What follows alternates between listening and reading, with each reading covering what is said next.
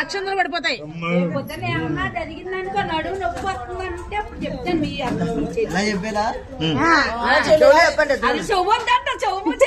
అక్షంతలు పోతే చెవులే కదండి బాబు. బాగా తీసేక బాగా చెప్పాక చెవులు పోతే చెవులు 3 సార్లు పెద్దడా 3 సార్లు చెప్పాలి. ఈ చెవులో చెప్పు. అగో చెవులో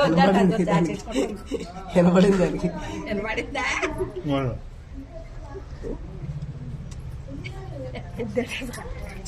టోపీ పెట్టేసారి అక్షంతలు పడిపోతాయి. ఎత్తు వచ్చేస్తుందమ్మా కింద.